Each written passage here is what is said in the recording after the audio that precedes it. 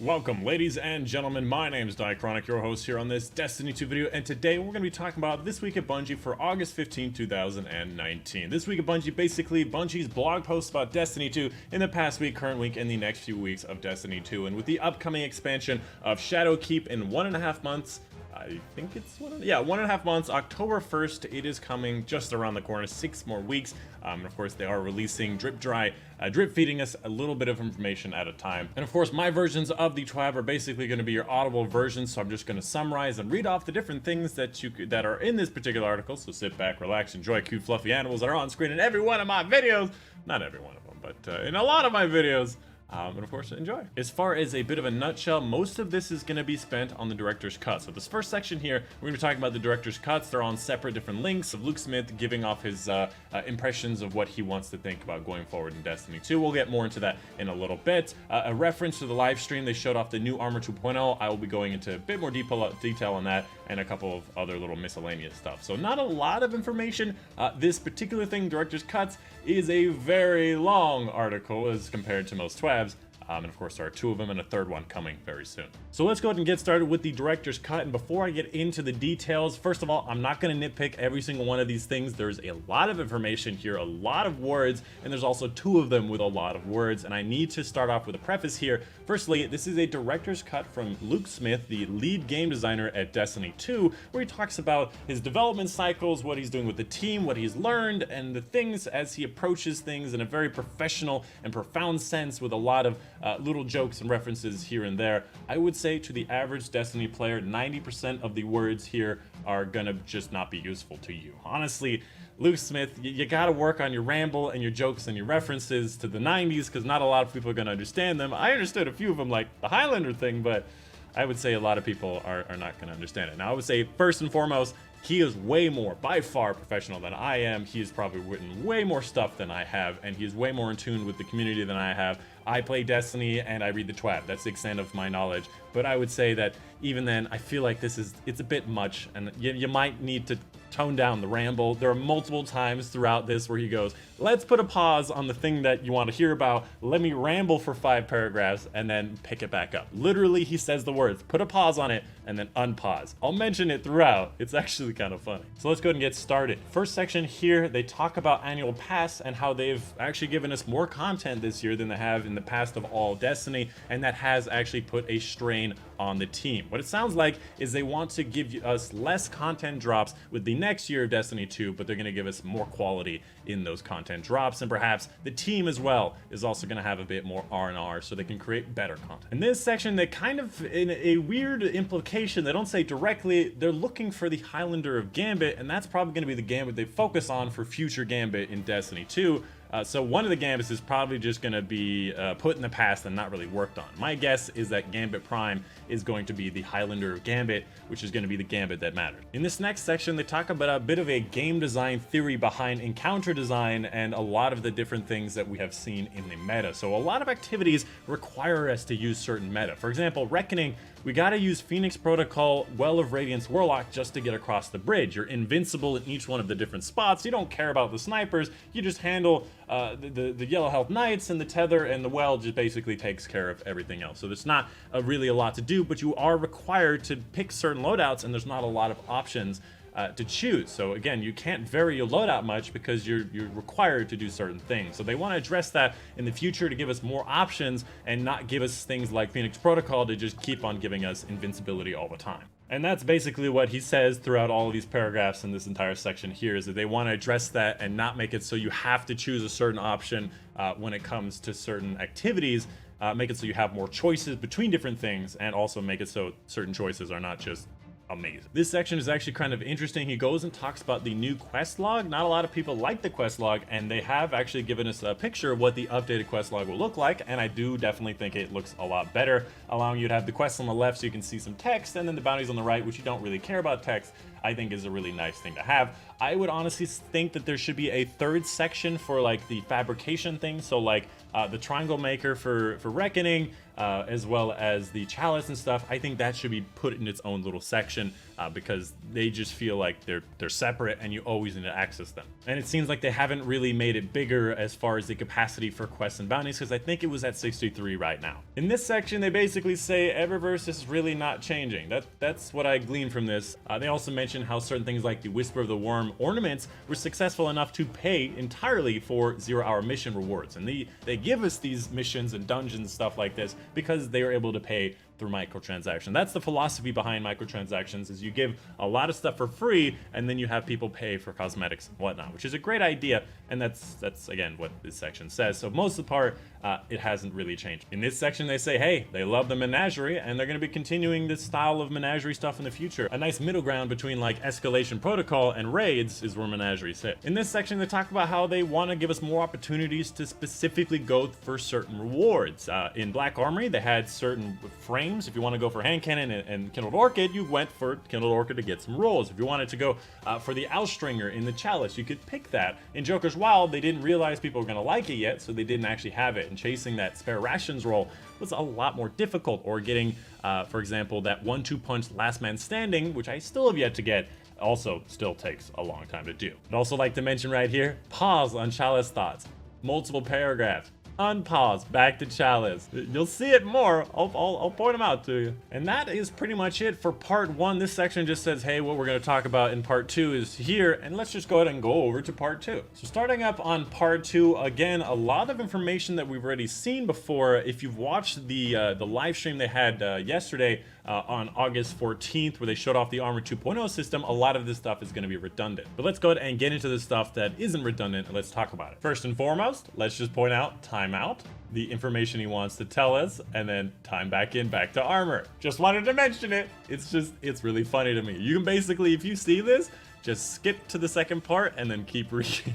So this section, they actually do talk about Armor 2.0, giving you a bit of information in a very tight nutshell about Armor 2.0. If you didn't see the live stream, I'm going to try to summarize it very quickly. So first of all, each armor piece has an energy meter ranging from 1 to 10, and you can upgrade that up to 10. And it's kind of a loadout system. I remember from previous Call of Duties where you had like 10 points and you just allocate which things you want in your loadout and you could remove everything else that you didn't want. That's what it's going to be like for mods in your armor. So you have to actually go out, find mods out in the wild through engrams or random drops, and once you've unlocked a mod, then you have it permanently unlocked and you can actually slot them into your gear, and each one of these mods costs a certain amount of energy. So for example, an enhanced hand cannon targeting would cost more than just a hand cannon targeting, and that's how they balance it, allowing you to actually get what you want if you have that unlocked, but as well as the same time balancing it with other things that you may also want. They've also brought back a few statistics from Destiny 1, as well as modifying the mobility, resilience, and recovery stats to be out of 100, and a new kind of point system. First of all, the new statistics: intellect for super regeneration, discipline for grenade generation, and strength for melee generation. And these three obviously haven't changed, except for the fact that it will be out of 100. They will also show what they do in the tooltip, which is really nice to see, as well as for me, especially because I do spreadsheets and stuff, it'll make it a lot easier to do things that I like. And as well, just giving us more information in a more RPG style is also really nice to have. And if I may just point out something very quickly, what is this? This kind of looks like the Vanguard symbol, so maybe it's connected to your Vanguard rank, or it's connected to something else. I think season rank is connected to your artifact, which we'll talk about at the very end of this article, but I don't know what that symbol is, and I kind of need to know. Look, he does again. Begin math time. Math. End math time.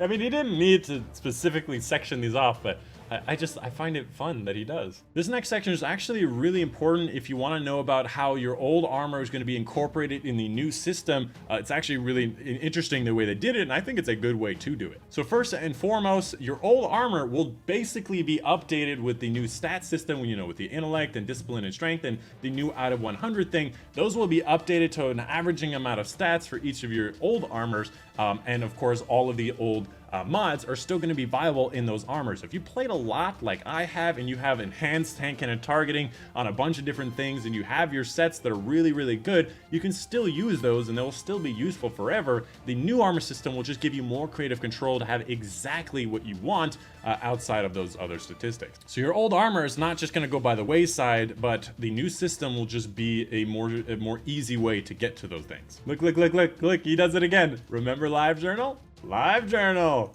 End of live journal post. By the way, I'm not bashing on the fact that he's doing this. I just think it's really funny that he did.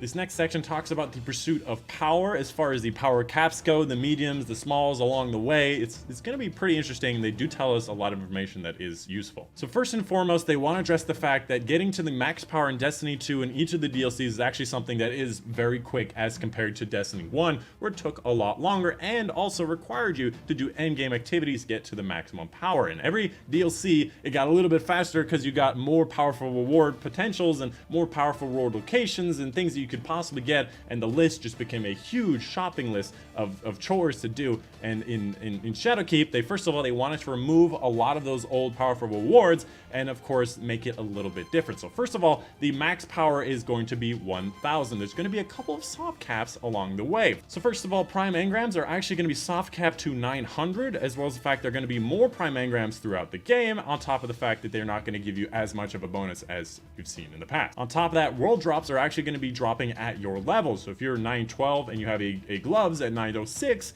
and you receive a legendary engram with gloves, it's going to be 912, which is really nice to have. Makes world engrams actually useful, whereas in the past, if they're in my postmaster, I deleted them before opening them because I don't care about them. This new section talks about new light and how they want to bring new players and bring them up to the level of the veteran players. You know, for example, if you're playing a new game, most people who have played it a lot are like, play for 100 hours, learn the new stuff so that we don't have to play all those old campaigns with you, and then you can come play with us.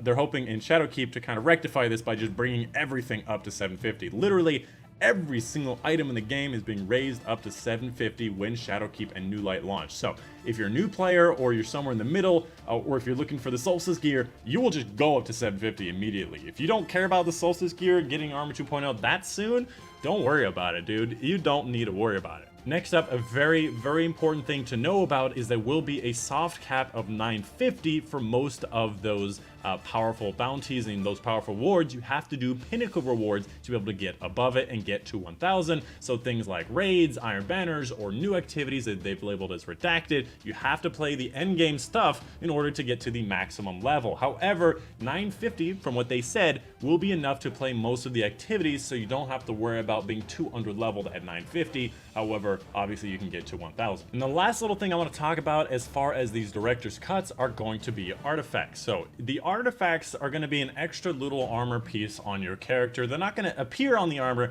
but they're going to appear in the armor section. So you can see on screen now, this little part in the bottom left here is actually going to be the artifact. It's something that levels up with you, and there's bars to fill, and it gives you bonuses. You can slot mods into it, and this level bonus resets every season, gives you new types of mods you can get every season. It seems weird, and I don't really know why they say it. I think that this is the reason why there's so many YouTube videos out there that say unlimited power or levels in Destiny. That's not true. They'd never say anywhere that it's unlimited. They do say it levels up. My assumption is that there's a cap, and I assume that this artifact bonus is just to help people who are at that 950 power cap, or is it 950 power cap, and they need to just get a little bit more over the line to be able to do certain activities. That's what it sounds like to me, and it also allows you to kind of fill up some experience bars in that artifact to give you a couple of extra bonuses. And that is pretty much it for the director's cut. Let's move back over to the TWAB and talk about the stuff in the TWAB. There's actually not a lot of information here outside of that, so let's just go ahead and get through it very quickly. So first of all, if you're looking for that live stream for the Armor 2.0, you wanted to see it in action, you wanted to get more details,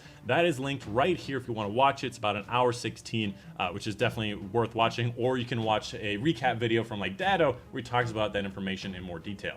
To be honest, outside of that, there's really not a lot of information. There is this new emblem they'll be releasing, very similar to a Bungie bounty. They're going to be awarding this emblem to people for the fashion weeks. My assumption, they're going to say on Twitter, send us your best armor looks, and we'll pick the winners, and they get this emblem.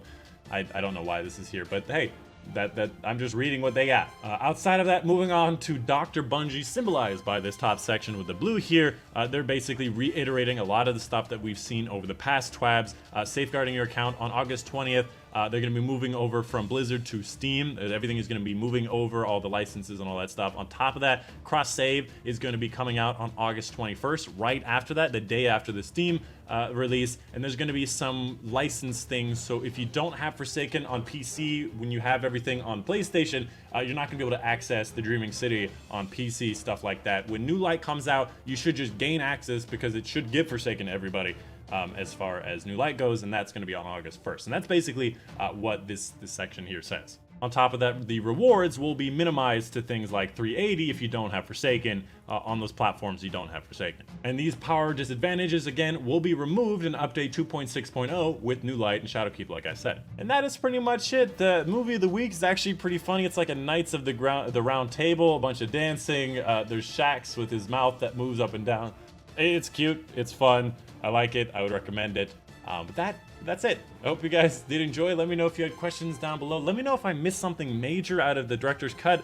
I'm not really the best at reading, and there's a lot of information as far as it goes. But that's it. I hope you guys did enjoy. My name has been Dychronic, and I will see you guys on the next one.